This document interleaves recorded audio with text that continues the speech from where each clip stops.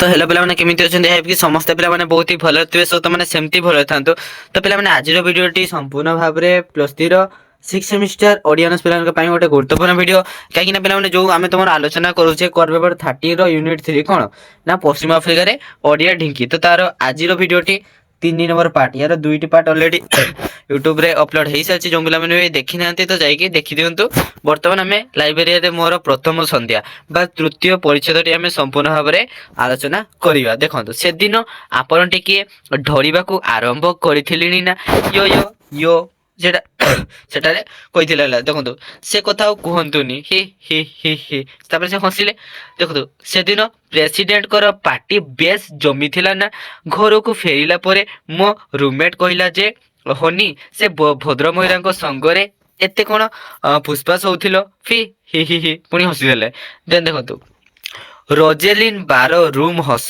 कौतुकर कोड़ाहर उठुला एवं पढ़ुला से हसी कथबार्ता होते देखो किए केते रंगरे आउ किए केते ढंगरे ठिया होइथिले छोट छोट दौड़ होई माने अनेक सारा लोक से ठिया होइथिले तो से विषय से माने आलोचना करथिले समस्त हाथ रे गोटे गोटे ग्लास गुड़िया थिला देखो ग्लास मान अधा न हेउनु 12 कौन एटेंड मान देखो ग्लास मान अधा न हेउनु 12 एटेंडर एटेंडर माने सुसज्जित ट्रे मानकर नाना रकम पानीय नहीं जी चाहिला ओ जो परिमाण चाहिला ढाड़ी दउथिले जो वेटर माने से माने जो विभिन्न प्रकार सेटा कोन कोन व्हिस्की थिला रम थिला जिन आउ केते कोन सेटा थिला हला जो छोट छोट बरफ खंड मान चिमुटारे उठाई ग्लास मानकर कौन भरी भरी जाऊए तो आउ जड़े तहिरे जोग करुए बियर सडा बियर से सडा पकाए तो से डेपुटी चीफ ऑफ कौन प्रोटोकॉल एवं निज मान्यवर वैदेशिक मंत्री कर विदेश जो मंत्री है से आगंतुक से जतरे आसी पहुंचले अतिथि मान परस्पर मध्य चिन्हा कराई देउथांते आउ कहार ग्लास कौन कहार ग्लास खाली है से आड़िकी नजर देउथांते से वेटर मैंने बोलुता कहार केतर ग्लास खाली होगा आसिक ढाड़ी देवे आउटे मंत्री निजर परिचय देइथांती अन्य मान आगे है देखिए देखु कोड़ा ट्राउजर उपरे गाढ़ रंगर चित्र विचित्र ता सहित कौन चित्र विचित्र आलो खालो और जरीर फेज टोपी पिंधा जड़े 6.5 फुटिया निग्र भद्र लोक को मते चिन्हाई दे वैदेशिक मंत्री कहले जे प्रोफेसर बेहेरा से किए थे ताइले प्रोफेसर बेहेरा थी से करा कलर जो ट्राउजर्स ब्लेजर टी पिंधिकी आसीथिले हला तापर देखिबा देखो नाइजेरिया राष्ट्रदूत को भेटंतु से कहले किए ना ताकर वैदेशिक मंत्री मु पिंधि थाए गोटे ईसत करा रंगर ट्राउजर एवं ता उपरे सेई रंगर गोटे बंद कलर कोट देखो हाथ मिलाइला बेरे नाइजेरिया राष्ट्रदूत पचारे जे भारतर राष्ट्रदूत है पचारे है भारत राष्ट्रदूत मु किछि कहवा पूर्व मंत्री सेसिल डेनिस कौन सेसिल डेनिस जूनियर उत्तर देले जे आम पाई से जने भारत सांस्कृतिक राष्ट्रदूत तापरे जोग कले आपणकर जोड़ी भी भल जुटिला दिहे नरम वाला आम परी गरम नुहंती सेमती ह ह ह ह बड़ पाटरे पचारिले ड्यूरिंग प्रोफेसर बेहेरा आउ नाइजेरियन कौन एम्बासेडर यथेष्ट कोका कोला आउ जो कौन जिंजेरेल आसी तो से पचार मंत्री डेनिसंकर सीधा सड़क और मन कला भाव मते मूरर ही कौन आकर्षण करता मंत्री जिते खोलाखोली भाव में एत कि पचारे ना एत कि देखा आम तो प्रायत मंत्री कहीं वैदेशिक मंत्री से कथा प्राय कहीं हमें है खाली स्टेज रे डाकिदेवे भाषण करदे बस से कि एत कि हाव भाव पचारि तेणुक आकर्षण करता देखु घाना एयरलाइंस गोटे जेट विमान रे आक्रा रु आसी मुझे 18 तारिख दिन केते ना 3टा बेरे लाइबेरिया रोबर्ट्स आंतर्जातिक विमान बंदर रे पहुंचले रोबर्ट्स आंतर्जातिक विमान बंदर जिते से पहुंचले से deputy chief of protocol deputy किए थे chief of protocol mister during मते 5 दिन विमान बंदर को आसी था तेणु नुआ देश में पहुंचला विदेश यात्री सुपरिचित ଇମିଗ୍ରେସନ କଷ୍ଟମସ୍ ପ୍ରଭୃତି ଚେକିଂର ବିଶେଷ କୌଣସି ଅସୁବିଧା ନଥିଲା। ମିଷ୍ଟର ଡ୍ୟୁରିଙ୍କର ସାଙ୍ଗରେ କଥାବାର୍ତ୍ତାରୁ ବୁଝିଲି ଯେ ମୁଁ ଭାରତରୁ ଆସୁଛି ବୋଲି ଜାଣିଥିଲେ ମଧ୍ୟ ଏତେ ଶୀଘ୍ର ଯେ କ'ଣ ପହଞ୍ଚିଯିବି ସେ କଥା ସେମାନେ ଭାବି ପାରିନଥିଲେ। କାହିଁକି ନା ଯୋଉ ତାଙ୍କର ଯୋଉ ଫ୍ଲାଇଟଟି କେତେରେ ଥିଲା 2:30ରେ ଥିବା କଥା ସେଇଟା 12ଟା ଗୋଟେ କେତେରେ ଥିଲା ହେଲା 12ଟା କେତେରେ ଥିଲା ତେଣୁ ସେ ଜଲ୍ଦି ପଳେଇ ଆସିଥିଲେ। ତ ସେମାନେ ଆମର ଆଗୁଆ ପ୍ରସ୍ତୁତ ହେଇନଥିଲେ ସେ ଆସିବେ ବୋଲି ହେଲା। ତାକୁ ଦେଖିବା ଆଗ୍ରା ସ୍ଥିତ ଲାଇବେରିଆର ରାଷ୍ଟ୍ରଦୂତଙ୍କ ଠାରୁ ମୁଁ ଏହି ଉଡ଼ାଜାହାଜରେ ପହଞ୍ଚୁଥିବା ଖବର ପାଇଁ ନିଜେ ବୈଦେଶିକ ମନ୍ତ୍ରୀ ତାଙ୍କୁ ସାଙ୍ଗେ ସାଙ୍ଗେ ବିମାନ ବନ୍ଦରକୁ ଯିବା ପାଇଁ ନିର୍ଦ୍ଦେଶ ଦେଇଥିଲେ। ଦେଖନ୍ତୁ ମୁଁ ମନେ ମନେ ଶ୍ରୀମତୀ ଦୟାଲଙ୍କୁ ତାଙ୍କର ସୁପରାମର୍ଶ ପାଇଁ ଅଶେଷ ଧନ୍ୟବାଦ ଦେଲି। ସେ ଯେତେବେଳେ ତାଙ୍କୁ କହିଥିଲେ କି ଶ୍ରୀମତୀ ଦୟାଲ ହେଲା ସିଏ ତାଙ୍କୁ ପରାମର୍ଶ ଦେଇଥିଲେ ଭଲ ସେଥିପାଇଁ ତାକୁ ସେ ଧନ୍ୟବାଦ ଜଣେଇଲେ। ପୂର୍ବ ନିର୍ଦ୍ଧାରିତ ପ୍ରୋଗ୍ରାମ ଅନୁସାରେ 17 ତାରିଖ ଦିନ ମୁଁ ଲାଇବେରିଆରେ ପହଞ୍ଚିବା କଥା। ଘାନାରେ ଥିବା ଆମ ଭାରତୀୟ କ'ଣ ଦୂତାବାସ ମଧ୍ୟ ଚିଠି ଯୋଗେ ସେ କଥା ଲାଇବେରିଆ ଗଣରାଜ୍ୟର ବୈଦେଶିକ ମନ୍ତ୍ରଣାଳୟକୁ ଜଣାଇ ଦେଇଥିଲେ। କିନ୍ତୁ 15 ତାରିଖର ରାତ୍ର ଭୋଜନ ବେଳେ ଶ୍ରୀମତୀ ଦୟାଲ ଯେତେବେଳେ ଜାଣିପାରିଲେ ଯେ କ'ଣ ଦୂତାବାସର ସେ ଚିଠି ଲାଇବେରିଆ ସରକାର ପାଇଛନ୍ତି ନା ନାହିଁ ତାର କୌଣସି ସୂଚନା ଏପର୍ଯ୍ୟନ୍ତ ଆମ କ'ଣ ଦୂତାବାସରେ ପହଞ୍ଚି ନାହିଁ। ସେତେବେଳେ କ'ଣ କ'ଣ କଲେ ନା ସେ ମୋତେ ସତର୍କ କରାଇଦେଲେ ଏବଂ କହିଲେ କ'ଣ କହିଲେ ନା ଦେଖନ୍ତୁ ଯେ ସେ ସମୟରେ ସେମାନଙ୍କ ଠାରୁ କୌଣସି ସ୍ପଷ୍ଟ ଇଙ୍ଗିତ ନ ମିଳିବା ଯାଏ ଅନିଶ୍ଚିତତା ଭିତରେ ସେ ଦେଶରେ ହଠାତ୍ ପହଞ୍ଚିବା ବୋକାମି ହେବ। ଯେହେତୁ ସେ ଆଗୁଆ ମାନେ ତାଙ୍କ ପାଖରୁ ଖବର ପହଞ୍ଚି କି ନାହିଁ ସେ ଡାଉଟରେ ଥିଲେ ସେ ମନ୍ତ୍ରୀ ତେଣୁକରି ସେ କହିଲେ ଯଦି ସେ ଆଗୁଆ ଯାଇକି ହଠାତ୍ ପହଞ୍ଚିଯିବେ ତ ସେଇଟା ବୋକାମି ହେବ ନା ତାଙ୍କୁ କେହି ଖାତିର କରିବେନି ସେଥିପାଇଁ ସେ ତାକୁ ମନା କରିଥିଲେ। ତାଙ୍କଠାରୁ ମୁଁ ସେତେବେଳେ ଜାଣିବାକୁ ପାଇଥିଲି ଯେ ଘାନାରୁ ଲାଇବେରିଆ ବେଶ ପାଖ ହେଲେ ମଧ୍ୟ ଖଣ୍ଡିଏ ଚିଠି ଯିବାକୁ ବେଳେ ବେଳେ 7 ଦିନରୁ ବେଶୀ ସମୟ ଲାଗିଯାଏ। କାହିଁକିନା ସେଠି ପୋଷ୍ଟ ଅଫିସର ଏତେ ବି ଭଲ ସୁବିଧା ନଥାଏ କାହିଁକିନା ସେଠି ଯାନବାହନ ଏତେ ସବୁ ଡେଭଲପ ହେଇନଥିଲା ସେତେବେଳେ ହେଲା। ଦେଖନ୍ତୁ ଆଉ ଯେହେତୁ ଏ ଅଞ୍ଚଳରେ ଜରୁରୀ ବୋଲି କିଛି ନାହିଁ କୌଣସି ଉଚ୍ଚପଦସ୍ଥ ବ୍ୟକ୍ତି ନିଜର ବ୍ୟକ୍ତିଗତ ଦୃଷ୍ଟି ନ ଦେଲେ ପ୍ରତ୍ୟେକ ବ୍ୟାପାର କଚ୍ଛପର ଗତିରେ ହିଁ ଚାଲିଥାଏ। ଯେହେତୁ ଯଦି ଉଚ୍ଚପଦସ୍ଥ ବ୍ୟକ୍ତି ବା ଯୋଉ ମନ୍ତ୍ରୀ ଗୁଡ଼ିକ ଯଦି ତାଙ୍କ ଦୃଷ୍ଟି ନ ଦେବେ ତାହେଲେ ପୁରା କଚ୍ଛ ମାନେ କ'ଣ ମାନେ କଇଁଚ ଗତି ଯୋଉଟା ପୁରା ସ୍ଲୋ ମୋସନରେ ଚାଲିଥାଏ ହେଲା।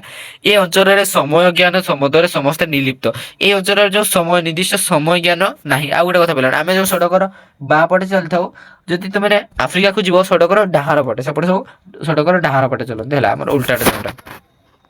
ଦେଖନ୍ତୁ ସମୟ ଜ୍ଞାନ ନିର୍ଲିପ୍ତ ଥିଲା ସୁଦ୍ଧା କିନ୍ତୁ ନିଜ ନିଜର ପାଉଣା ଆଦାୟ କରିବାରେ ବେଶ ଧୁରନ୍ଧର ଥିଲେ। ମାନେ ଯୋଉ ବଟି ଆଦାୟ ଆମେ ଯୋଉଟା କହୁଛେ ହେଲା କିନ୍ତୁ ସେଠି ବଟି ଆଦାୟ କରିବାରେ ସେମାନେ ଧୁରନ୍ଧର ଥିଲେ। ସମସ୍ତଙ୍କ ଠାରୁ ବଟି ଆଦାୟ କରୁଥିଲେ ଟାଇମରେ ଇଆଡ଼େ ସେ ନିଜ କେଟାବରେ ନିଜ ଟାଇମ ପଛେ ନ ଜଣାଥାଉ କିନ୍ତୁ ବଟି ଆଦାୟ କରିବାରେ ତାଙ୍କ ଟାଇମ ବେଶ ମାଲୁମ ଥିଲା ହେଲା।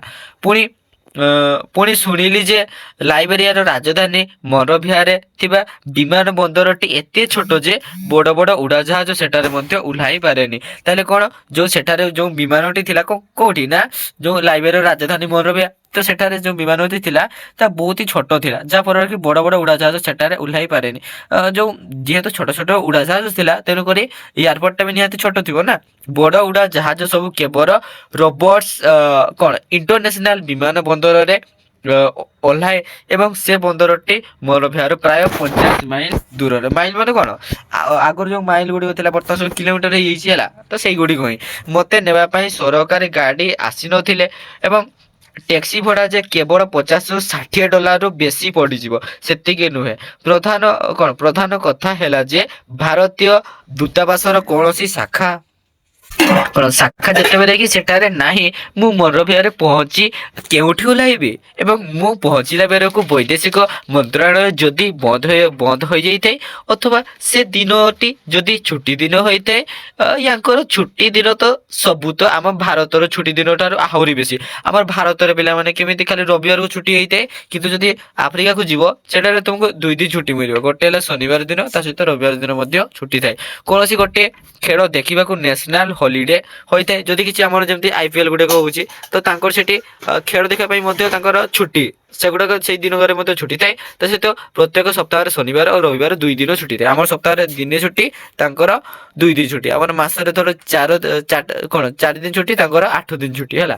ଅବଶ୍ୟ ମଣ୍ଡପିଆରେ ସାଧାରଣ ମାନର ହୋଟେଲ ଗୁଡ଼ିଏ ଅଛି, କିନ୍ତୁ ସେଗୁଡ଼ିକ କେତେକ ଯେ ବେଶ ଦାମିକା ତା ନୁହେଁ। ଖାଇବା ପିଇବା ପାଇଁ କଣ ଯେ ଦେବେ ତା ବା କଣ ଠିକଣା ଅଛି? ମାନେ ସେ ଅନେକ ସାରା ହୋଟେଲ ଥିଲେ, କିନ୍ତୁ ସେ ଭାବୁଥିଲେ ସେ ଯାଇକିନା ଯଦି କିଛି ଧର ନନଭେଜ ଅର୍ଡର କରିଦେବେ, କିନ୍ତୁ ସେଠି କଣ ମାଂସ ଦେବେ ହେଲା, ଯଦି ଗାଈ ମାଂସ ଇତ୍ୟାଦି ସବୁ ଦେଇଦେବେ ସେଠି, ସେ କଣ ଦେଖୁଛନ୍ତି ନା, ଦେଖିପାରିବେନି। ସେଥିପାଇଁ ଭାରତୀୟ ଖାଦ୍ୟ ତ ମିଳିବନି। ୟୁରୋପୀୟ ଖାଦ୍ୟ ଯଦି ନ ମିଳୁଥାଏ, ଆମର ଭାରତର ପାଣି ପବନ ବୋଲି ଭାବି ବେଖାତିର ହୋଇ ଇଆଡୁ ସିଆଡୁ ଖାଇଦେଲେ, ଏଇଠି ସେଇଠି ପାଣି ପିଇଦେଲେ କି ରୋଗ ଯେ ନ ହେବ ସେ କଥା ଅବା କିଏ ଜାଣେ। ଏକଥା କିଏ କହୁଛନ୍ତି ନା ଭୁବନେଶ୍ୱର ବେହେରା ହେଲା। ତାପରେ ଦେଖିବା କଣ ଅଛି। ଦେଖନ୍ତୁ ଏ କଥା କହୁ କହୁ ହଠାତ୍ ପଚାରି ଦେଇଥିଲେ ଯେ ମୁଁ ମୋର ସାଙ୍ଗରେ ଯଥେଷ୍ଟ କଣ କ୍ଲୋରୋକିନ୍ ଆଣିଛି ନା ନାହିଁ। ସେ ହଠାତ୍ ତାଙ୍କର ମନେ ପଡିଗଲା। ତେଣୁ ପ୍ରଶ୍ନଟି ଏତେ ଅପ୍ରତ୍ୟାଶିତ ଓ ଅଚାନକ ଥିଲା ଯେ ମୁଁ ପ୍ରଥମେ ପ୍ରଶ୍ନ କର ବୁଝି ପାରିନଥିଲି। ସେମାନେ କଣ ଖୋଜୁଛନ୍ତି ସେଇଟା ବି ନିଜେ ବି ବୁଝିପାରିଲେନି। ପରେ ଯେତେବେଳେ କହିଲି ଯେ ମୋର ମ୍ୟାଲେରିଆ ଜ୍ୱର ନାହିଁ, ତେଣୁ କଣ କ୍ଲୋରୋକ୍ଲିନ୍ କଣ ସରି କ୍ଲୋରୋକ୍ୱିନ୍ ଆଣିବା ପ୍ରଶ୍ନ ଆସିଲା କେଉଁଠି? ସେ ହସି ହସି ଟିପ୍ପଣୀ ଦେଲେ ଯେ ଅଞ୍ଚଳର ପାଣି ପବନ ସମ୍ବନ୍ଧରେ ମୁଁ ତେବେ ସମ୍ପୂର୍ଣ୍ଣ ଅଜ୍ଞ। ଖାଇବା ଟେବୁଲ ପାଖରେ ଥିବା ଗୋଟିଏ ସୁନ୍ଦର ମେହଗାନି ଆଲମିରା ଥାକରୁ କେତେ ଗୁଡ଼ିଏ କ୍ଲୋରୋକ୍ୱିନ୍ ବଟିକା ଆଣି ସେ ମୋତେ ତାହା ବଢାଇ ଦେଲେ, ଆଉ ପରାମର୍ଶ ଦେଲେ ଯେ ମୁଁ ଯଦି ସୁସ୍ଥ ଶରୀର ଓ ସୁସ୍ଥ ମନ ନେଇ ଏ ଦେଶରୁ ଭାରତକୁ ଫେରିବାକୁ ଚାହୁଁଥାଏ, ତେବେ ମୋତେ ସେ ଭିତରୁ ଗୋଟିଏ ସାଙ୍ଗେ ସାଙ୍ଗେ ଗିଳି ଦେଇ ପରେ ପ୍ରତ୍ୟହ ସପ୍ତାହରେ ନିୟମିତ ଭାବରେ ଗୋଟିଏ ଦିଟା ଗିଳିବାକୁ ହେବ। ନହେଲେ ଦେହ ଅସୁସ୍ଥ ହେଇଯିବ ନା। ସେଠିକାର ପାଣି ପବନ ଆଉ ଏଠିକାର ପାଣି ପବନ ତାକୁ ସୁଟ୍ କରିବନି ହେଲା, କାହାରିକୁ ସୁଟ୍ କରିବନି ହେଲା। ତେବେ ମତେ ସେ ଭିତରୁ ଗୋଟେ ସାଙ୍ଗେ ସାଙ୍ଗେ ଗିଳି ଦେବାକୁ ପଡିବ, ତାପରେ ସରିଲା ହେଲା। ତାପରେ ଗୋଟିଏ ଦିଟା ଗିଳିବାକୁ ପଡିବ। ତାପରେ ସେ ବର୍ଣ୍ଣନା କରିଥିଲେ ଯେ ଆଫ୍ରିକାର ଏ ଅଞ୍ଚଳରେ ଭାରତୀୟ ପରିବାରର ଅଭିଶପ୍ତ ଜୀବନ ବେଳେ ବେଳେ ଦିନ ଦିନ ଧରି ଚାଉଳ କିମ୍ବା ଗହମ। ତାପରେ ଦେଖନ୍ତୁ କଣ ଅଛି,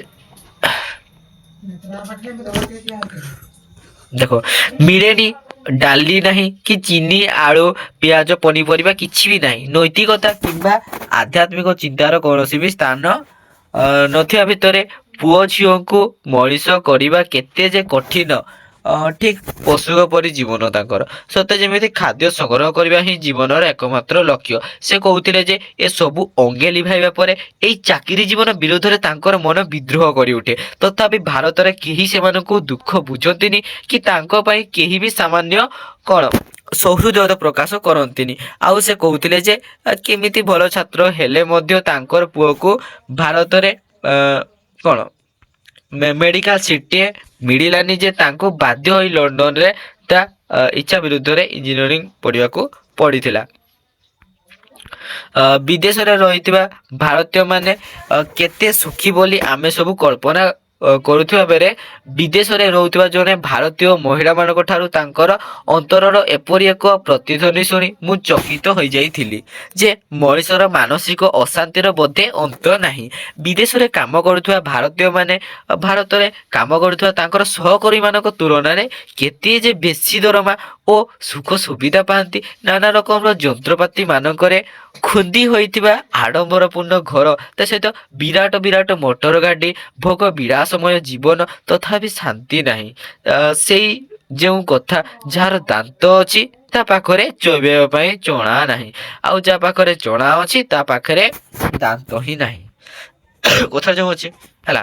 ଶ୍ରୀମତୀ ଦୟାଲ ଶେଷରେ ପରାମର୍ଶ ଦେଇଥିଲେ ଯେ ତା ଆର ଦିନ ସକାଳେ ଆଗ୍ରାରେ ଥିବା ଲାଇବେରିଆ କଣ ଦୂତାବାସରୁ ମନରୋଭିଆକୁ ଟେଲେକୋସ ମେସେଜ ପଠାଇ ଉତ୍ତର ପାଇଲା ପରେ ହିଁ ମୋ ପକ୍ଷରେ ମନରୋଭିଆ ଯିବାକୁ ଉଚିତ ହେବ। ମୁଁ କିନ୍ତୁ ପରେ ଶ୍ରୀ ଦୟାଲଙ୍କର ସଙ୍ଗରେ କଥାବାର୍ତ୍ତା କରି ଠିକ କରିନେଇଥିଲି ଯେ ଲାଇବେରିଆର ଦୂତାବାସରୁ କଣ କଣ ଟେଲେକ୍ସ ମେସେଜ ପଠାଇ ଟେକ୍ସ ମେସେଜ ପଠାଇ ସାରିଲା ପରେ ଆଉ ଗୋଟେ ଦିନ ବେଶୀ ରହି ଉତ୍ତର ନ ଆସିଲେ ମୁଁ ନ ଆସିଲେ ମଧ୍ୟ ମୁଁ ମରଭିଆ ଚାଲିଯିବି ଏବଂ ଭଲ ମନ୍ଦ ପାଇଁ ସେଠାରେ ଥିବା ଜଣେ ସିଦ୍ଧି ବ୍ୟବସାୟୀଙ୍କର ପାଖକୁ ଶ୍ରୀ ଦୟାଳଙ୍କର ଖଣ୍ଡିଏ ଚିଠି ସାଙ୍ଗରେ ନେଇଯିବି। ତାହା ହିଁ କରିଥିଲି। ଭାଗ୍ୟକ୍ରମେ ସେହି କଣ ଟେକ୍ସ ମେସେଜ ଯଥା ସମୟରେ ପହଞ୍ଚି ଯାଇଥିଲା। ତାପରେ ଦେଖନ୍ତୁ ହେଲା କଣ ଅଛି ନା ରୋବର୍ଟସ ଆନ୍ତର୍ଜାତିକ ବିମାନ ବନ୍ଦରରୁ ମରଭିଆ ସହର ପ୍ରାୟ କେତେ ମାଇଲ ନା 45 ମାଇଲ ବାଟ। ସୁନ୍ଦର ଚିକଣ ଏବଂ ଚଉଡା ରାସ୍ତାର ଦୁଇ ପାଖରେ ଝିଲ ଏବଂ ପାଟ। ଜଙ୍ଗଲୀ ପାମ ସନ୍ତସନ୍ତିଆ ଭୂଇଁରେ ବୁଦୁବୁଦିଆ ଅନାବନା ଗଛ ସବୁ ହେଲା। ରାସ୍ତା କଡରେ ମଝିରେ ସାମାନ୍ୟ କେତୋଟି ଘର ବିଶିଷ୍ଟ ଗୋଟିଏ ଗାଁ, ମାନେ ବହୁତ କମ ଘର ଥିଲା ସେଠାରେ ହେଲା। କିନ୍ତୁ ଚାଷବାସର କୌଣସି ବି ଚିହ୍ନ ବର୍ଣ୍ଣ ନାହିଁ। ଘର ଗୁଡ଼ିକର ଛାତ ସାଧାରଣତଃ ଜିଙ୍କ ସିଟ ଦିଆ ବା କଣ କାଁ ଗୋଟିଏ ଦିଅଳ ତାଳପତ୍ର ପରି ପତ୍ରରେ ଆଚ୍ଛାଦିତ। କାନ୍ଥ ସବୁ ସରୁ ସରୁ ଗଛର ମାଟି ଲେସା ଅଥବା ସିମେଣ୍ଟ ଓ ବାଲିର ଇଟାର ପ୍ରସ୍ତୁତ ତିଆରି। ଯେମିତି ମାଟି ଘରକା ଦେଖୁଥିବ, ଯେମିତିକି ମାଟି ଘରଗାରେ ଯୋଉ ଛଚ ସେଇଟା ନଦେଲା ଟାଇମରେ ସେ ନାଲି ନାଲି ମାଟିକା କେମିତି ଛିଟ ଛିଟ ଟାଇପର ଥାଏ, ସେଇ ଟାଇପର ସବୁ ଘରଗା ହେଲା। ୟୁରୋପୀୟ କଲୋନିଆଲ ଷ୍ଟାଇଲ ଗାଈ ମଇଁଷି ଛେଳି ମେଣ୍ଢା ଘୋଡ଼ା କିମ୍ବା ବଳଦ ଗାଡ଼ି ସାଇକେଲ ମୋଟର ସାଇକେଲ କିମ୍ବା ସ୍କୁଟର ଦେଖା ଦର୍ଶନ ନାହିଁ। କେବଳ ନାନା କିସମର ମୋଟର କାର ଏଇଠି ସେଇଠି ଭଙ୍ଗାରୁଜା ମୋଟର ଗାଡ଼ିର ଜୋକୟାର୍ଡ ମୋଡ଼ କଳ୍ପନାର ଆଫ୍ରିକା ସାଙ୍ଗରେ ଏ ଦୃଶ୍ୟର କୌଣସି ସାମଞ୍ଜସ୍ୟ ହିଁ ନଥିଲା। ତାପରେ ଦେଖିବା କଣ ଅଛି। ମିଷ୍ଟର ଡ୍ୟୁରିଂ ମୋ ପ୍ରଶ୍ନ ସବୁର ଯଥାଯଥ ଉତ୍ତର ଦେଇଥିଲେ ବେଶ ସରଳ ଓ ଶୁଦ୍ଧ ଇଂରାଜୀରେ।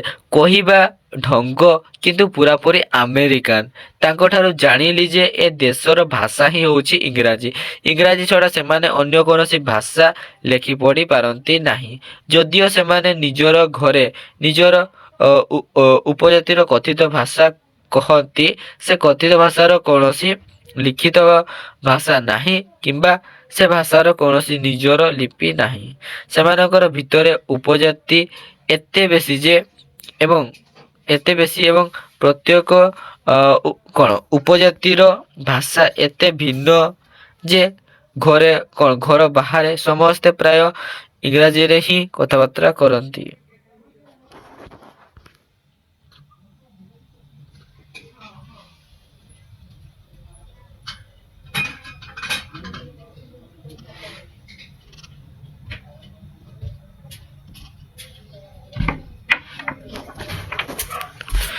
ଦେଖନ୍ତୁ ମିଷ୍ଟର ଡ୍ୟୁରିଂ ମୋ ପ୍ରଶ୍ନ ସବୁର ଯଥାଯଥ ଉତ୍ତର ଦେଇଥିଲେ ବେଶ ସରଳ ଓ ଶୁଦ୍ଧ ଇଂରାଜୀରେ। ସେ ସବୁ ଇଂରାଜୀରେ ଆନ୍ସର ଦେଲେ ହେଲା। ଦେନ୍ କହିବା ଢଙ୍ଗ କିନ୍ତୁ ପୁରାପୁରି ଆମେରିକା, ସେ ଆମେରିକାନ ଷ୍ଟାଇଲରେ ସବୁ ଆନ୍ସର ଦେଲେ। ଆଉ ତମେ ଜାଣିଛ ଆମେରିକାନ ମାନେ ଇଂଲିଶ କେମିତି କୁହନ୍ତି ହେଲା, ହାଲୋ ଏକ୍ସକ୍ୟୁଜ ମି ସେଇ ଟାଇପର। ତାଙ୍କଠାରୁ ଜାଣିଲି ଯେ ଏ ଦେଶର ଭାଷା ହିଁ ହେଉଛି ଇଂରାଜୀ। ଇଂରାଜୀ ଛଡ଼ା ସେମାନେ ଅନ୍ୟ କୌଣସି ଭାଷା ଲେଖି ପଢ଼ି ଜାଣନ୍ତିନି। ଯଦିଓ ସେମାନେ ନିଜର ଘରେ ନିଜ ଉପଜାତିର କଥିତ ଭାଷା କହନ୍ତି, ସେ କଥିତ ଭାଷାର କୌଣସି ବି ଲିଖିତ ଭାଷା ନାହିଁ କିମ୍ବା ସେ ଭାଷାର କୌଣସି ବି ନିଜର ଲିପି ମଧ୍ୟ ନାହିଁ। ସେମାନଙ୍କର ଭିତରେ ଉପଜାତି ଏତେ ବେଶୀ ଏବଂ ପ୍ରତ୍ୟେକ ଉପଜାତିର ଭାଷା ଏତେ ଭିନ୍ନ ଯେ ଘର ବାହାରେ ସମସ୍ତେ ପ୍ରାୟ ଇଂରାଜୀରେ ହିଁ କଥାବାର୍ତ୍ତା କରନ୍ତି। ତାଙ୍କଠାରୁ ବୁଝିଲି ଯେ ସମୁଦ୍ର କୂଳରେ ପ୍ରାୟ 50 ମାଇଲ ଯାଏ କଣ ଏମିତି ପାଟ ଝିଲ ଆଉ ସନ୍ତସନ୍ତିଆ ଅଞ୍ଚଳ, ତାପରେ ଯାଇ ଆଫ୍ରିକୀୟ ଘର ଅରଣ୍ୟ। ଏ ଅଞ୍ଚଳରେ ସାପ କିମ୍ବା ବିଛା ନାହାନ୍ତି ହେଲା। ତାପରେ ହଁ ସିଟିସି ମାଛିଙ୍କର ଦୌରାତ୍ମ୍ୟରୁ ହେଉ ଅଥବା ଅନ୍ୟ ଯେକୌଣସି କାରଣରୁ ବନ୍ୟଜନ୍ତୁ ଅଥବା ଗୃହପାଳିତ ପଶୁ ଏ ଅଞ୍ଚଳରେ ଆଦୌ ନାହାନ୍ତି। ତେଣୁ ଘର ଚାରିଆଡେ ଜଙ୍ଗଲ ଥିଲେ ମଧ୍ୟ ଭୟର କୌଣସି କାରଣ ନାହିଁ। କେବଳ ସାମାନ୍ୟ କେତେକ ଜଳହସ୍ତୀ ଛୋଟ ଧରଣ ଆଉ ଧରା ଲାଙ୍ଗୁଡ ବାଲା ଲୋମସ କେତେକ କଳା ମାଙ୍କଡ ଘୋର ଅରଣ୍ୟ ଥିଲେ ମଧ୍ୟ ଏ ପଶ୍ଚିମ ଅଞ୍ଚଳ ଆଫ୍ରିକାର ପୂର୍ବ ଓ ଦକ୍ଷିଣ କିମ୍ବା କେନ୍ଦ୍ରଠାରୁ ସମ୍ପୂର୍ଣ୍ଣ ଭିନ୍ନ। ମିଷ୍ଟର ଡ୍ୟୁରିଂ ଏବଂ ମୋ କଥାବାର୍ତ୍ତାରେ ଡ୍ରାଇଭର ମଧ୍ୟ ମଝିରେ ଯୋଗ ଦେଉଥିଲେ ଏବଂ ସୋଫାର ଟୋପି ପିନ୍ଧା ମୁଣ୍ଡ ବଙ୍କେଇ ଯୋଡ଼ି ଦେଲା। ଆୱା କଣ୍ଟ୍ରିସିଅ ଇଜ୍ ଡିଫରେଣ୍ଟ। ତା କହିବା ଢଙ୍ଗ ଶୁଣି ନାହିଁ। 30 ବର୍ଷ ତଳେ ମୁଁ ଯୁକ୍ତରାଷ୍ଟ୍ର ଆମେରିକାରେ ପଢୁଥିବା ବେଳେ ସେଠାକାର ନିଗ୍ରୋମାନଙ୍କ କହିବା ଢଙ୍ଗ ମନେ ପକାଉଥିଲି ହେଲା।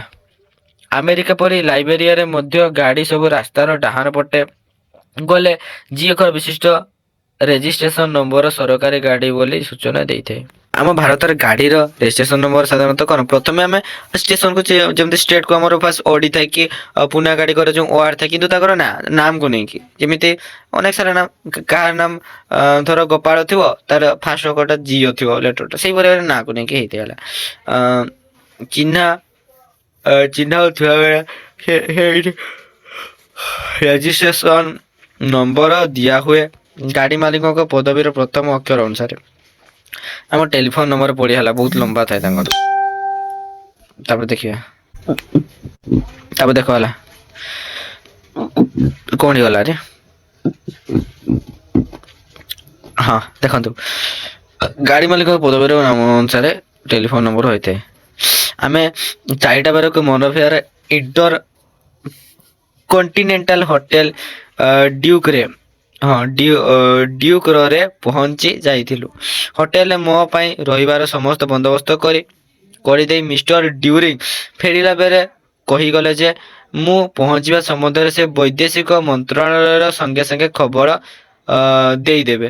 ଓ ଘଣ୍ଟାକ ପରେ ହିଁ ମୋ ରୁମକୁ ଫୋନ ଆସିଲା ଯେ ବୈଦେଶିକ ମନ୍ତ୍ରୀ ମାନ୍ୟବର ସେସିଲ ଡେନିସ ୟୁନିୟର ମୋତେ ଭେଟିଲେ ଖୁସି ହେବେ, ଏକଥା ସେ କହିଲେ। ମୋତେ ନେବା ପାଇଁ ସରକାରୀ ଗାଡ଼ି ମଧ୍ୟ ଆସିଥିଲା। ମୁଁ କାଳ ବିଳମ୍ବ ନ କରି ବୈଦେଶିକ ମନ୍ତ୍ରଣାଳୟର ମାନ୍ୟବର ମନ୍ତ୍ରୀଙ୍କୁ ଦେଖା କଲି। ଲାଇବେରିଆକୁ ସୁସ୍ୱାଗତ ବୋଲି ଜଣାଇ ଭାରତ ସରକାର ଏତେ ଶୀଘ୍ର ଜଣେ ବିଶେଷଜ୍ଞଙ୍କୁ ପଠାଇ ପାରିଥିବାରୁ ମନ୍ତ୍ରୀ ମହୋଦୟ ଭାରତୀୟ ସରକାରୀ ଦଳର କାର୍ଯ୍ୟଦକ୍ଷତା ସମ୍ବନ୍ଧରେ ଭୂୟସୀ ପ୍ରଶଂସା କଲେ। ସୁସ୍ଥ ସବଳ 6 ଫୁଟରୁ ବେଶୀ ଉଚ୍ଚ ଯୁବକ ଆଇନଜ୍ଞ ମିଷ୍ଟର ଡେନିସଙ୍କର କହିବା ରଙ୍ଗ ଢଙ୍ଗ ଓ ଆଚରଣ ବିଧି ଆଗନ୍ତୁକର ମନକୁ ସହଜରେ କିଣି ନେଇଥାଏ। ଭାରତ, ଲାଇବେରିଆ ତଥା ମୋ ଆଗମନ ସମ୍ବନ୍ଧରେ ନାନା କଥାବାର୍ତ୍ତା ହେଲା ପରେ ସେ କହିଲେ ଯେ ତା ପରଦିନ ସକାଳେ ଶିଳ୍ପ ପୂର୍ତ୍ତ ତଥା ଯୋଜନା ମନ୍ତ୍ରଣାଳୟ ସହିତ ପରାମର୍ଶ କରି ଶିକ୍ଷା ମନ୍ତ୍ରଣାଳୟ ଲାଇବେରିଆରେ ମୋର କାର୍ଯ୍ୟକ୍ରମ ସ୍ଥିର କରିବ। ତାଙ୍କର ମନ୍ତ୍ରଣାଳୟରେ ସେଠାରେ ଉପସ୍ଥିତ ଥିବା ସରକାରୀ ଶିକ୍ଷା ମନ୍ତ୍ରୀ ଡକ୍ଟର ଟେଲର ଡେସନଙ୍କୁ ସେପରି ନିର୍ଦ୍ଦେଶ ଦେଲା ପରେ ମନ୍ତ୍ରୀ ମହୋଦୟ ହଠାତ୍ କହିଲେ ଯେ ଏକୁଆ economic and cultural organisation of West Africa ହେଲା, ୱେଷ୍ଟ ଆଫ୍ରିକାର ଜେନେରାଲ ସେକ୍ରେଟାରୀଙ୍କୁ ସେ ରାତ୍ର ଭୋଜନ ପାଇଁ ଡାକିଛନ୍ତି। ସମ୍ପୂର୍ଣ୍ଣ ଘରୋଇ ଢଙ୍ଗର ଭୋଜନ। ପଶ୍ଚିମ ଆଫ୍ରିକୀୟ ତାଙ୍କର କେତେଜଣ ରାଷ୍ଟ୍ରଦୂତ ବନ୍ଧୁ ସେଥିରେ ଯୋଗଦେବେ। ମୁଁ ସେ ରାତ୍ରି ଭୋଜନରେ ଯୋଗ ଦେଇ ପାରିଲେ ସେ ଅତ୍ୟନ୍ତ ଖୁସି ହେବେ। ମୁଁ ଧନ୍ୟବାଦ ଦେଇ ମୋର ସମ୍ମତି ଜଣାଇ ଦେଲା କ୍ଷଣି ହିଁ ସେ ଅଚାନକ ଭାବରେ ମୁଁ ଆମିଷ ଖାଏ ନା ନିରାମିଷାଶୀ ବୋଲି ପଚାରିଲେ। ଆଉ କଥା ଛଳରେ ଆମ ପ୍ରଧାନମନ୍ତ୍ରୀ ଶ୍ରୀଯୁକ୍ତ ଦେଶାଇ ଏବଂ ନିଶାରୀବାରର କଥା ପଚାରି ଦେଇ ବୁଝିନେଲେ ଯେ ମୁଁ ଆଲକୋହଲିକ ଡ୍ରିଙ୍କସ ପିଏ ନାହିଁ। ତାପରେ ସେ ମୋ ପାଇଁ ସ୍ୱତନ୍ତ୍ର ଖାଦ୍ୟ ଓ ପାନୀୟର ବନ୍ଦୋବସ୍ତ କରିବା ପାଇଁ ଆଦେଶ ଦେଇଥିଲେ। ତାହାରି ସୂଚନା ଏଇ ରୋଜେଲିନ ରେଷ୍ଟୁରାଣ୍ଟରେ ମିଳିଲା। ପ୍ରେସିଡେଣ୍ଟ କିଏ ନା ଟୋଲବର୍ଟଙ୍କ ପଛକୁ ଲାଇବେରିଆ ଗଣରାଜ୍ୟରେ ସର୍ବଶ୍ରେଷ୍ଠ କ୍ଷମତାଶାଳୀ ବ୍ୟକ୍ତି ଏହି ମିଷ୍ଟର ଡେନିସ। ଭାରତରେ ଆମେ ଶିକ୍ଷାବିତମାନେ ଯେଉଁ ସର୍ବେ କଥା ଜଣାଶୁଣା। ମାନ୍ୟବର ମନ୍ତ୍ରୀଙ୍କର ସହୃଦୟତା ତଥା ମାନବୀୟ ଭଦ୍ରତା ତେଣୁ ମୋ ମନକୁ ବିଶେଷ ଭାବରେ ସ୍ପର୍ଶ କରିଥିଲା। 12 ରୁମରୁ ଯଥା ସମୟରେ ଆମେ ସମସ୍ତେ ଡାଇନିଂ ହାଲୁକା କ'ଣ ଯାଇ ନିଜ ନିଜର ପାଇଁ ଶିକ୍ଷାବିତ ମାନେ ଯେଉଁ ସମ୍ମାନ ପାଉ ସେ କଥା ଜଣାଶୁଣା। ମାନ୍ୟବର ମନ୍ତ୍ରୀଙ୍କର ସହୃଦୟତା ତଥା ମୋହନୀୟ ଭଦ୍ରତା ତେଣୁ ମୋ ମନକୁ ବିଶେଷ ଭାବରେ କ'ଣ ସ୍ପର୍ଶ କରିଥିଲା। ବାଥରୁମରୁ ଯଥା ସମୟରେ ଆମେ ସମସ୍ତେ ଡାଇନିଂ ହଲକୁ ନିଜ ନିଜ ପାଇଁ ନିର୍ଦ୍ଦିଷ୍ଟ ସ୍ଥାନ ମାନଙ୍କରେ ବସିଗଲୁ। ନିରାଡମ୍ବର ସାଜସଜ୍ଜା ହୋଇଥାଏ ହେଲା। ବଢିଆ ବଢିଆ ନିହାତି ମନ୍ତ୍ରୀ ଡାକିଛନ୍ତି ନା ବୈଦେଶିକ ମନ୍ତ୍ରୀ।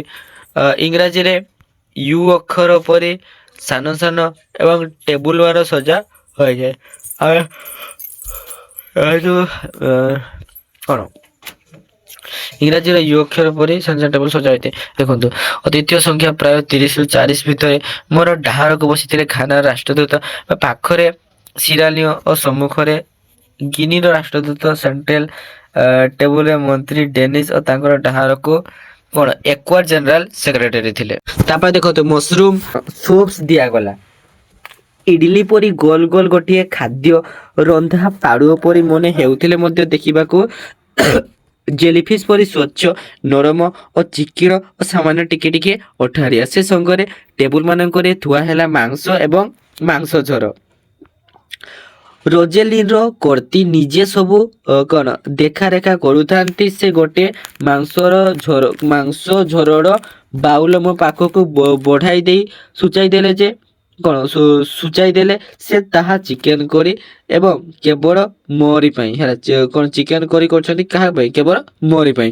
ବିଲାତି କାଇଦାରେ ଖାଇଲା ବେଳେ ଯେମିତି ଜଗି ରଖି ପାଟିତୁଣ୍ଡ ନ କରି, କଣ୍ଟା ଚାମଚ ରୁଣୁଝୁରୁ ନ କରି ଓଠ ଚିପି ଚିପି ଖିଆଯାଏ, ଏଇଠି ଦେଖିଲି ଯେ ସେମାନେ ଠିକ୍ ଆମ ପରି ହୋ ହାଲ୍ଲା କରି ଖାଆନ୍ତି। ଦୂରରୁ ମନ୍ତ୍ରୀ ମହୋଦୟ ଡାକିଲେ, ପ୍ରଫେସର ବେହେରା। ସେ ଧରା ନରମ ଗୋଲ ଜିନିଷଟି ଫୁ ଫୁ କ'ଣ କାସାବାରେ ତିଆରି ଲାଇବେରିଆରେ ସ୍ପେସିଆଲ ମାଂସ ଝୋଳ ସାଙ୍ଗରେ ଖାଆନ୍ତୁ, ଭଲ ଲାଗିବ। ଝୋଳ ସାଙ୍ଗରେ ମିଳାଇ ଗିଳି ଦେବେ। ଆଉ ପାଖରେ କଳା ଭଜା ଗୁଣ୍ଡ ପରି ଗୋଟିଏ କ'ଣ ଗୁଣ୍ଡ ଅଛି ଯାହାକି ଆମ କଦଳୀରୁ ତିଆରି ହୋଇଥାଏ। ଟିକିଏ ଗୁଣ୍ଡ ମିଶାଇ ନିଅନ୍ତୁ, ବଢ଼ିଆ ଲାଗିବ। କ'ଣ କର୍ତ୍ତିଙ୍କୁ ପୁଣି ପଚାରିଲେ ଯେ ମେରି ପ୍ରଫେସର ବେହେରାଙ୍କୁ ଚିକେନ କରି ଦେଲ ନା? ସେ ପଚାରିଲେ ହେଲା। ଅନ୍ୟମାନଙ୍କୁ କ'ଣ ବିଫ୍ ଦିଆଗଲା। ମନ୍ତ୍ରୀଙ୍କ ଯେଉଁ ବିଫରେ କ'ଣ ସବୁ ଗାଈ ମାଂସ ଗୁଡ଼ାକ ହେଲା। ମନ୍ତ୍ରୀଙ୍କର ଟିପଣୀରେ ଆମର ଟେବୁଲ ପାଖରେ କୋଳାହଳ ଆରମ୍ଭ ହୋଇଗଲା। ଟିକେ ଦୂରରେ ଜଣେ ଭଦ୍ରଲୋକ ମୋର ଦୃଷ୍ଟି ଆକର୍ଷଣ କରି କହିଲେ ଯେ ଆପଣ ଯେତେ ନେବେ ନିଅନ୍ତୁ, ତାପରେ କ'ଣ ବାଲ୍ଟି ଇଆଡ଼େ ଡିଆଇ ଦିଅନ୍ତୁ। ଘାନା ପ୍ରତିବାଦ କଲେ। ଦେଖନ୍ତୁ ନିଜ ପାଖରେ ଥିବା ବାଉଲ ପ୍ରତି ଦୃଷ୍ଟି ଦିଅନ୍ତୁ।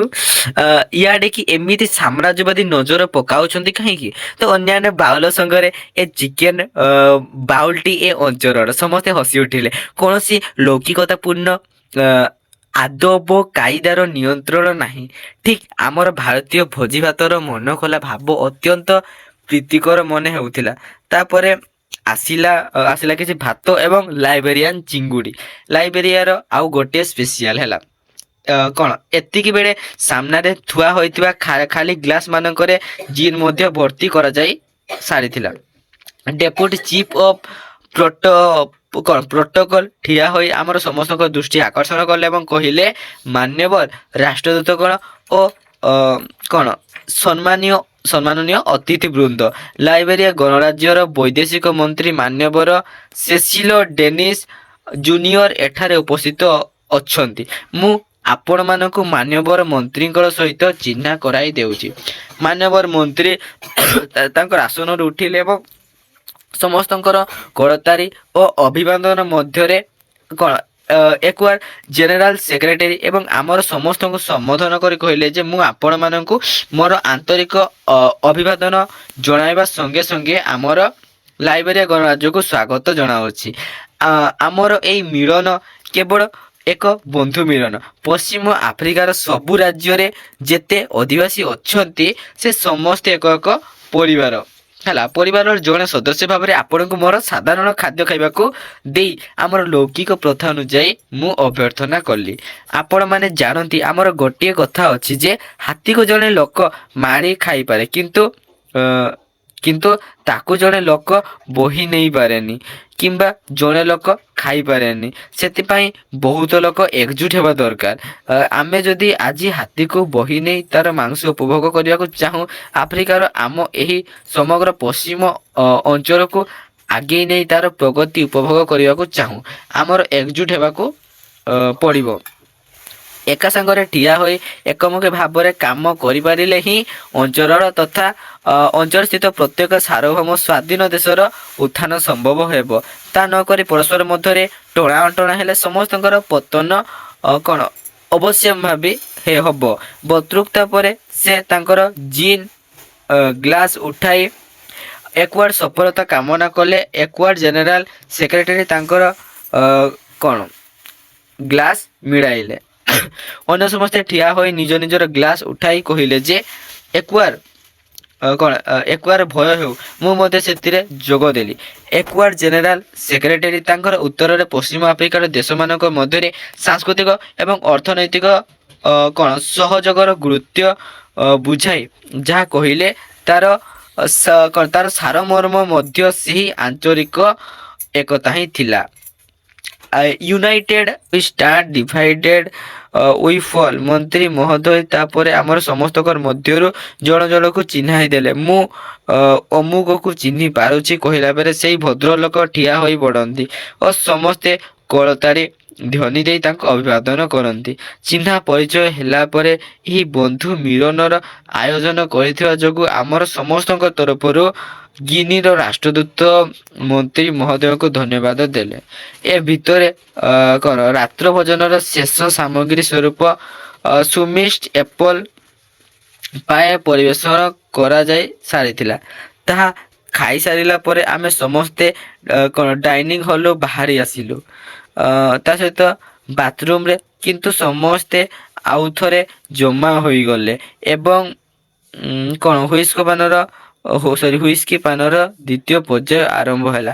ମଧ୍ୟ ରାତ୍ର ହୋଇ ଆସୁଥିବା ଦେଖି ଏବଂ ପରଦିନ ସକାଳେ ଶିକ୍ଷା ମନ୍ତ୍ରଣାଳୟ ମୋର କାର୍ଯ୍ୟକ୍ରମ କଥା ମନେ ପକାଇ ମୁଁ ମନ୍ତ୍ରୀ ମହୋଦୟ ତଥା ଅନ୍ୟାନ୍ୟ ଭଦ୍ରଲୋକମାନଙ୍କର ବିଜୟ ନେଲି। ଲାଇବେରିଆ ଗଣରାଜ୍ୟରେ ମୋର ଏହି ପ୍ରଥମ ରାତ୍ରି ଅତ୍ୟନ୍ତ ସୌହାର୍ଦ୍ଦ୍ୟପୂର୍ଣ୍ଣ ପରିବେଶ ଥିଲା। କିନ୍ତୁ ଡ୍ୟୁକର ହୋଟେଲକୁ ଫେରି ଆସିଲା ପରେ ଅନେକ ରାତି ଯାଏ ନିଦ ହେଲାଣି। ଏମାନଙ୍କର କଥା ହିଁ ଭାବୁଥିଲି। ପଶ୍ଚିମ ଆଫ୍ରିକାର 9ଟି ଛୋଟ ଛୋଟ ସ୍ୱାଧୀନ ରାଜ୍ୟ ସମସ୍ତେ ସେହି ଆଫ୍ରିକୀୟ ନିଗ୍ର ଶାରୀରିକ ସାମଞ୍ଜସ୍ୟ ଏତେ ବେଶୀ ଏବଂ ସେମାନଙ୍କର ରଙ୍ଗ ଢଙ୍ଗ ଚାଲିଚଳନ ଏତେ ସମାନ ଯେ ସେ ଭିତରୁ କେହି କେଉଁ ଦେଶର ବାରିବା ଅସମ୍ଭବ। ଆକ୍ରାରେ ମୋର 3 ଦିନ ରହଣି ଭିତରେ ମୁଁ ବୁଝିସାରିଥିଲି ଯେ ଏହି ଆଫ୍ରିକୀୟମାନେ ଊଣା ଅଧିକା ଠିକ୍ ଆମ ଭାରତୀୟ ଆଦିବାସୀଙ୍କ ପରି ସାଧାରଣ ଭାବରେ ସରଳ ଓ ନିଷ୍କପଟ, କିନ୍ତୁ ଏମାନଙ୍କର ମଧ୍ୟରେ ଅଜସ୍ର ଗୋଷ୍ଠୀ ମଧ୍ୟରେ ବୈବାହିକ ସମ୍ପର୍କ ମଧ୍ୟ ନାହିଁ। ପ୍ରତ୍ୟେକ ଗୋଷ୍ଠୀର ଭିନ୍ନ ଭିନ୍ନ ଭାଷା, ଆଉ କୌଣସି ଭାଷାର ଲିପି କିମ୍ବା ଲିଖିତ ଭାଷା ନାହିଁ। ଛୋଟ ଗୋଟିଏ ଗୋଷ୍ଠୀ ହିଁ ସେମାନଙ୍କର ସମାଜ ତଥା ଜାତି, ଆଉ ସେଇ ଗୋଷ୍ଠୀର ଆବାସ ଭୂମି ସେମାନଙ୍କୁ ଜନ୍ମଭୂମି। ସେଇ ଗୋଷ୍ଠୀର ମୁଖ୍ୟ ସେମାନଙ୍କର ରାଜା, ରାଷ୍ଟ୍ରଦୂତ, ଭୂତପ୍ରେତକୁ ପୂଜା କରୁଥିବାର ପୂଜାରୀ ସେମାନଙ୍କୁ କୁଳ ପୁରୋହିତ, ବୈଦ୍ୟ ତଥା ଭବିଷ୍ୟତ ଜ୍ଞାତା ଜ୍ୟୋତିଷ ବୋଲି ତାକୁ କହିଛନ୍ତି। ଅନେକ ବର୍ଷ ତଳେ ୟୁରୋପୀୟ ଦେଶ ସବୁ ଆଫ୍ରିକାର ଏ ଅଞ୍ଚଳକୁ ନିଜ ନିଜର ମଧ୍ୟରେ ବାଣ୍ଟି ନେଇଥିଲେ ଏବଂ ମୁଖ୍ୟ ଅଂଶୀଦାର ଥିଲେ କିଏ? ଫ୍ରାନ୍ସ ଏବଂ ଇଂଲଣ୍ଡ। ଏଇଟା ଦେଖନ୍ତୁ, ମୁଖ୍ୟ ଅଂଶୀଦାର କିଏ ଥିଲେ? ଫ୍ରାନ୍ସ ଏବଂ ଇଂଲଣ୍ଡ ହେଲା। ସ୍ପେନ ଏବଂ ପର୍ତ୍ତୁଗାଲ ମଧ୍ୟ କିଛି ଅଂଶ ପାଇଥିଲେ। ଆମେରିକା କୌଣସି ବି ଉପନିବେଶ ସୃଷ୍ଟି କରି ନଥିଲା ସତ, କିନ୍ତୁ ଏଇ ଲାଇବେରିଆର ଅବସ୍ଥିତି ପଛରେ ତାହାର ହିଁ ଥିଲା ଅଦୃଶ୍ୟ ହସ୍ତ ଥିଲା ଯୋଉଟା କି ଭିତରୁ ତାଙ୍କର ହାତ ଥିଲା ହେଲା। ତାପରେ ଦେଖନ୍ତୁ, ସ୍ୱାଧୀନ ଲାଇବେରିଆର ଚାରିଆଡେ ୟୁରୋପୀୟ ଉପନିବେଶ ତାକୁ ଗିଳି ଦେବା ପାଇଁ ପ୍ରତ୍ୟେକଙ୍କର ଆଗ୍ରହ ଥିଲା। ତଥାପି ସେ ବଞ୍ଚି ରହିଲା କେବଳ ଏଇ ଆମେରିକାର ପ୍ରଚ୍ଛନ୍ନ ସହାୟକ ଏବଂ ଶକ୍ତି ବଳରେ। ସେ ସବୁ ରାଜ୍ୟ ଏବେ ସ୍ୱାଧୀନ। ବିଦେଶୀ ଶାସନ କେତେକାଂଶରେ ଏମାନଙ୍କୁ ଜାତୀୟତାବୋଧ ଶିକ୍ଷା ଦେଇଛି। ତାହେଲେ ବିଦେଶୀ ଶାସନ ଏମାନଙ୍କୁ ଜାତୀୟତାବୋଧର ଶିକ୍ଷା ଦେଇଛି। ତାପରେ ଦେଖିବା ହେଲା କଣ ଅଛି ଦେଖନ୍ତୁ, ଏକ ଶାସନରେ ଥିବା ସମୟରେ ସମୁଦାୟ ଯୋଉ ଅଞ୍ଚଳ ଆଜି ଗୋଟେ ଗୋଟେ ଦେଶରେ ମଧ୍ୟ ପରିଣତ ହୋଇଛି। ଆଉ ସେ ଦେଶ ଭିତରେ ଥିବା ସବୁ ଗୋଷ୍ଠୀ ଗୋଟେ ଗୋଟେ ଜାତି ହୋଇଛନ୍ତି। ତଥାପି ଆଜି ମଧ୍ୟ ଦେଶ ପ୍ରୀତି ଠାରୁ ଏମାନଙ୍କର ଏହି ଗୋଷ୍ଠୀ ପ୍ରୀତି କଣ ଅଧିକ ହେଲା। ସେଇଥିପାଇଁ ଆଫ୍ରିକାର ବିଭିନ୍ନ ଦେଶ ମାନଙ୍କରେ ଏତେ ବେଶୀ ଯେ ବିଚ୍ଛିନ୍ନତାବାଦୀ ସଂଘର୍ଷ ଦେଖାଯାଏ। ଛୋଟ ଛୋଟ ଦେଶମାନଙ୍କୁ ଏକଜୁଟ କରିବା ଉଦ୍ଦେଶ୍ୟ ନେଇ ଅର୍ଥନୈତିକ ଓ ସାଂସ୍କୃତିକ କ୍ଷେତ୍ରରେ କଣ ଏକୱାର୍ଡ ଯେପରି ଜନ୍ମ ସାରା ଆଫ୍ରିକାର ଦେଶମାନଙ୍କ ମଧ୍ୟରେ ସ୍ୱାଧୀନତା ଚେତନା ଆଣିବା ପାଇଁ ଏବଂ ଏକତା ଆଣିବା ପାଇଁ ସେପରି OAUର ଜନ୍ମ। କିନ୍ତୁ ସେମାନଙ୍କ ମଧ୍ୟରେ ସେଇ ଏକତା କାହିଁ ନାହିଁ, ଅନ୍ତରର ସଦ୍ଭାବ ନାହିଁ। ଆଉ କଣ ଦେଖିବା, ଦେଖନ୍ତୁ ଧର୍ମ ଅବା ପାରସ୍ପରିକ ବନ୍ଧନ ସୃଷ୍ଟି କରିପାରିଥାନ୍ତି। ତାଙ୍କର ନିଜସ୍ୱ କୌଣସି ପୁରାତନ ଧର୍ମ ମଧ୍ୟ ନାହିଁ। ଏବେ ସେମାନଙ୍କ ଭିତରେ ଖ୍ରୀଷ୍ଟିଆନ ଧର୍ମ ଓ ଇସଲାମର ଦ୍ରୁତ ପ୍ରସାର ଚାଲିଛି। କିନ୍ତୁ ଆକାରରେ ମୋର ରହଣିବେଳେ ବୁଝିପାରିଥିଲି ସେ ପଡ଼ୋଶୀ ମଧ୍ୟରେ ଆଜିଠାରୁ ଧର୍ମଗତ ବିଦ୍ୱେଷ ଦେଖାଦେଲାଣି। ଉଭୟ ଗୋଷ୍ଠୀରେ ଧର୍ମ ପ୍ରଚାରକମାନେ ଦାବି କରନ୍ତି ଯେ ତାଙ୍କର ଧର୍ମ ହିଁ ହେଉଛି ସ୍ୱର୍ଗର ଏକମାତ୍ର ଦ୍ୱାର। ତାହେଲେ କଣ ତାଙ୍କର ହେଉଛି ଧର୍ମ ସ୍ୱର୍ଗକୁ ଯାଇଥାଏ ଏକମାତ୍ର ଦ୍ୱାର, ଆଉ ଅନ୍ୟାନ୍ୟ ଦ୍ୱାର ନାହିଁ। ଆମର ଯଦି ସ୍ୱର୍ଗ ମର୍ତ୍ତ ପାତାଳ ତାଙ୍କର ସେମିତି ନୁହେଁ। ଦେଖନ୍ତୁ ସେ ଦ୍ୱାର ଦେଇ ନ ଗଲେ ସ୍ୱର୍ଗପୁରୀକୁ ପଶିବା ପାଇଁ ଆଉ ଅନ୍ୟ ପଥ ନାହିଁ। ଯେଉଁମାନେ କି ଅନ୍ୟ ବାଟରେ ଚାଲିଛନ୍ତି ସେମାନେ ଶେଷରେ ବାଟବଣା ହେବେ ଯାହା ହେଲା ସ୍ୱାଭାବିକ ଭାବରେ। ତେଣୁ ଭିନ୍ନ ଭିନ୍ନ ଧର୍ମାବଲମ୍ବୀ ମାନଙ୍କର ମଧ୍ୟରେ ଟଣାଓଟର ଆରମ୍ଭ ହୋଇଯାଇଛି। ଏଣେ ରୁଷ, ଆମେରିକା ଏବଂ ଚୀନର କୂଟ ରାଜନୀତି ଆଫ୍ରିକାର ଅନ୍ୟାନ୍ୟ ଅଞ୍ଚଳ ପରି ପଶ୍ଚିମ ଅଞ୍ଚଳ ମଧ୍ୟ ସମ୍ପୂର୍ଣ୍ଣ ଭାଗ ହେଲା। ମୋର ନିଜର ଅଜାଣତରେ ମୁଁ ଆମ ଭାରତବର୍ଷ କଥା ମଧ୍ୟ ଭାବି ବସିଥିଲି। ଆମେ ଆଜି ଭାରତୀୟ ବୋଲି କେତେ ଯେ ଗର୍ବ କରୁ, କିନ୍ତୁ ଆମକୁ ଇତିହାସ ମଧ୍ୟ କେବଳ ଦ୍ୱନ୍ଦ୍ୱର ହିଁ ଇତିହାସ। ଆମେ ଅନେକ ସାରା ଭାବିଥାଉ, ଯେମିତିକି ସାରା ଦେଖନ୍ତୁ ମହାଭାରତ ହଉ, ରାମାୟଣ ହଉ କି ଅନେକ ସାରା ହଉ, କେବଳ ଆମର ଭାରତରେ ହିଁ ସେଗୁଡ଼ାକ ମାନନ୍ତି। ଅଭିଶପ୍ତ ବ୍ରିଟିଶ ଶାସନ ଆସିନଥିଲେ ଆମର ଅବସ୍ଥା ଆଜି କ'ଣ ଯେ ହେଇଥାନ୍ତା ସେ କଥା ଚିନ୍ତା କଲେ କ'ଣ ଯେ ହେଇଥାନ୍ତା ସେ କଥା କଳ୍ପନା ମଧ୍ୟ କରିହୁଏନି ହେଲା। ଆମେ ବୋଧହୁଏ ଅଙ୍ଗ, ବଙ୍ଗ, ତା ସହିତ କ'ଣ କଳିଙ୍ଗ, ମଗଧ, ବିଦର୍ଭ ପ୍ରଭୃତି ସାର୍ବଭୌମ ରାଜ୍ୟମାନଙ୍କର ଅଧିବାସୀ ହୋଇ ନିଜ ନିଜର ଭିତରେ ଭିଡ଼ା ଅଟରା ଲଗାଇଥାନ୍ତୁ। ଅନ୍ୟ କେଉଁ ଦେଶର ରାଜକନ୍ୟାକୁ ଜୋର ଜବରଦସ୍ତି ଭିଡ଼ି ଆଣି ରାଜପୁତ୍ରଙ୍କ ହାତରେ ସମର୍ପି କ'ଣ ଛାତିକୁ ଫୁଲାଉଥାନ୍ତୁ। ଯଦିଓ ଭାରତବର୍ଷ ଐତିହ୍ୟ, ସଂସ୍କୃତି ଏବଂ ଧର୍ମ ମଧ୍ୟ ଊଣା ଅଧିକେ ଏକ ଥିଲା, ୟୁରୋପୀୟ ଦେଶମାନେ ଯେପରି ଧର୍ମ ଏକ ଥିଲେ ମଧ୍ୟ ଭାଷା ଭିତରେ ଅଥବା କ'ଣ ରାଜଶକ୍ତି ବଳରେ ଭାଗ ଭାଗ ହୋଇ ଯାଇଥିଲେ, ଆମେ ବି ସେପରି ଭାଗ ଭାଗ ହୋଇ ଯାଇଥାନ୍ତୁ। ଦେଖନ୍ତୁ ୱାଟରଲୁ ଠାରେ ନେପୋଲିଅନ ପରାଜିତ ହୋଇନଥିଲେ ଏହି ଆଫ୍ରିକାର ଅଞ୍ଚଳମାନ ୟୁରୋପୀୟ ଦେଶମାନଙ୍କ ମଧ୍ୟରେ ଭାଗ ବଣ୍ଟୁଆରା ହେଲା ପରି ହୁଏତ ଆମର ମଧ୍ୟ ପଣ୍ଡିଚେରୀକୁ କେନ୍ଦ୍ର କରି ଦକ୍ଷିଣ ଅଞ୍ଚଳ ହୋଇଥାନ୍ତା ଏକ ଫରାସୀ ଉପନିବେଶ ହେଲା। ତାପରେ ଦେଖିବା, ଦେଖନ୍ତୁ ଗୋଆକୁ କେନ୍ଦ୍ର କରି ପଶ୍ଚିମ ଅଞ୍ଚଳ ହୋଇଥାନ୍ତା ପର୍ତ୍ତୁଗୀଜ ଉପନିବେଶ। କଲିକତାକୁ କେନ୍ଦ୍ର କରି ପୂର୍ବ ଅଞ୍ଚଳ କ'ଣ ରହିଥାନ୍ତା ବ୍ରିଟିଶ ଶାସନର ଅଧୀନରେ। ଆଉ ହୁଏତ ବାହାଦୁର ଶାହଙ୍କର କେଉଁ ଜଣେ ବଂଶଧର ସାକି ଓ ସୁରା ନେଇ ଦିଲ୍ଲୀର ରାଜଦରବାରରେ ମସଗୁଲ ରହିଥାନ୍ତେ। ସମୟର ଗତି ସଙ୍ଗେ ସଙ୍ଗେ ଆମେ ସମସ୍ତେ ସ୍ୱାଧୀନ ହେଲା ପରେ ଦେଖନ୍ତୁ ଅବସ୍ଥା ଆଉ କେଉଁ ରୂପ ନେଇଥାନ୍ତା ସେ କଥା ଅବା କିଏ କହିବ। ବ୍ରିଟିଶ ଶାସନାଧୀନ କାରଣ ମୋର ଗୋଟିଏ ଅଦ୍ଭୁତ ଅନୁଭୂତି ଯେ ମୁଁ ମନେ ପକାଉଥିଲି। ସମ୍ବଲପୁରରୁ ମୁଁ କ'ଣ ଯାଉଥାଏ ଓ କଳାହାଣ୍ଡି ବ୍ରିଟିଶ ଶାସିତ ସମ୍ବଲପୁର ଅଞ୍ଚଳ ଅତିକ୍ରମ କରିସାରିଲା ପରେ ଗଡ଼ଜାତ ରାଜ୍ୟ ସୋନପୁର ଡେଇଁ ଆମେ ଯେତେବେଳେ ବସରେ ସେଦିନର ପାଟଣା ରାଜ୍ୟରେ କ'ଣ ପଶିଗଲୁ, ପାଟଣା ଗଡ଼ଜାତ ରାଜ୍ୟର ପୋଲିସ ବସ୍ ଅଟକାଇ ସବୁ ଯାତ୍ରୀଙ୍କର ବାକ୍ସପତ୍ର ଖୋଲି ଲଗେଜ ଯାଞ୍ଚ କରି ବସିଲା। କଷ୍ଟମସ୍ ଚେକ୍ ନାହିଁ ହେଲା। ଯେଉଁ କଷ୍ଟମସ୍ ଚେକ୍ କରୁଥିଲେ କାହିଁ କେବଳ କଥା ଆମେ ସେତେବେଳେ କଷ୍ଟମସ୍ କ'ଣ ସେ କଥା ବି ମଧ୍ୟ ଜାଣିନଥିଲୁ। ଯେଉଁମାନେ ବିରକ୍ତ ହୋଇ ଆପତ୍ତି ଉଠାଇଲେ ସେମାନେ ସମସ୍ତେ ପୋଲିସ ଥାନାକୁ ଯିବାକୁ ବାଧ୍ୟ ହେଲେ। ରକ୍ଷା କରିବାକୁ କେହି ବି ନାହିଁ। ତାଙ୍କ ରାଜ୍ୟରେ ରାଜା ହିଁ ସର୍ବେସର୍ବା। ରାଜାଙ୍କର ଆଦେଶ ତାଙ୍କର ଗଡ଼ଜାତ ରାଜ୍ୟରେ କେହି ବି ଅମାନ୍ୟ କରିବାର ପ୍ରଶ୍ନ ହିଁ ନାହିଁ। ଯାହାର ବାକ୍ସ ଗଣ୍ଠିଲିରେ ନୂଆ ଲୁଗାପଟା ସବୁ ଥିଲା ସେ କ'ଣ ସବୁ ପାଇଁ ଯାତ୍ରୀମାନେ ଟ୍ୟାକ୍ସ ଦେବାକୁ ବାଧ୍ୟ ହେଲେ। ଯେଉଁ ଜଣେ ଦି ଜଣ ନୂଆ ବୋହୂ ବସରେ ଥିଲେ ସେମାନଙ୍କର ଗହଣା ଗାଣ୍ଠି ପାଇଁ ମଧ୍ୟ ପଇସା ଦେବାକୁ ପଡ଼ିଲା। ସେଦିନ ନାନା ରକମର ଏପରି କ'ଣ ଜୋର ଜୁଲମ ସବୁ ବିରୁଦ୍ଧରେ ପ୍ରତିବାଦ କରି ବାମଣ୍ଡାର ଦୟାନନ୍ଦ ସତପଥୀ ଜଙ୍ଗଲ ଭିତରେ ମୁଣ୍ଡ ଲୁଚାଇ ବୁଲୁଥିଲେ। ତାପରେ ଦେଖିବା, ଦେଖନ୍ତୁ ସାରଙ୍ଗଧର ଦାସଙ୍କର ଢେଙ୍କାନାଳରେ କବି ସଚ୍ଚିଦାନନ୍ଦ ରାଉତରାୟ ଅମର କରି ଯାଇଥିବା ବାଜି ରାଉତ ପ୍ରାଣ ବଳି ଦେଇ ସାରିଥିଲା। ପବିତ୍ର ମୋହନ ପ୍ରଧାନ ତାଳଚେରର ହଜାର ହଜାର ଉତ୍ପୀଡ଼ିତ ପ୍ରଜାଙ୍କୁ ନେତୃତ୍ୱ ଦେଇ ସେମାନଙ୍କ ସହିତ ପଳାଇ ବୁଲୁଥିଲେ।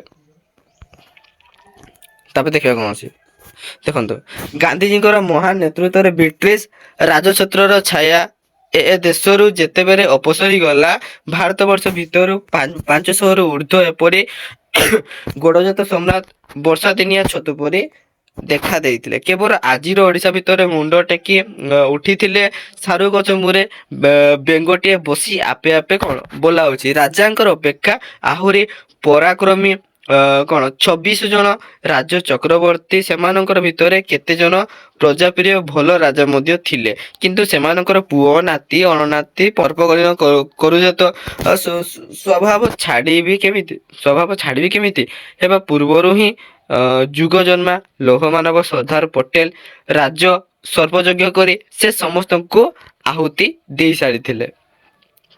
ଦେଖନ୍ତୁ ତା ହୋଇନଥିଲେ ଅନ୍ୟାନ୍ୟ ଦେଶର ମୁସଲମାନ ମାନେ ହଜ୍ ଯାତ୍ରା ପାଇଁ ମକ୍କା ଗଲା ପରି ଆମେ ଗୋଟିଏ ସ୍ୱାଧୀନ ସାର୍ବଭୌମ ଗଡ଼ଜାତ ରାଜ୍ୟର ଓଡ଼ିଆ ମାନେ ପାସପୋର୍ଟ ନେଇ ଭିସା କରି କସମସ୍ ଚେକ୍ ଦେଇ ଆଜି ହୁଏତ ଜଗନ୍ନାଥ ଦର୍ଶନ ପାଇଁ ଆଉ ଗୋଟିଏ ସାର୍ବଭୌମ ଓଡ଼ିଆ ରାଜ୍ୟକୁ ତୀର୍ଥଯାତ୍ରାରେ ଯାଇଥାନ୍ତୁ। ଭାବନାର ଏପରି ସବୁ ଅସରନ୍ତି ଜାଲ ଭିତରେ ଛନ୍ଦି ହୋଇଯାଇ ମୁଁ କେତେବେଳେ ଯେ କାନ୍ତିରେ ଶୋଇ ପଡ଼ିଥିଲି ମୋର ଖିଆଲ ନାହିଁ। ନିଦ ଭାଙ୍ଗିଲା ବେଳକୁ ଲାଇବ୍ରେରୀରେ ମୋର ପ୍ରଥମ ରାତ୍ରି କଟି ଯାଇଥିଲା। ତ ପିଲାମାନେ ଏଇଟା ତୁମର ସରିଗଲା। ଦେନ୍ ଆମେ ନେକ୍ସଟ ପରିଚୟ ଆଲୋଚନା କରିବା। ଧନ୍ୟବାଦ। ଜୟ ଜଗନ୍ନାଥ।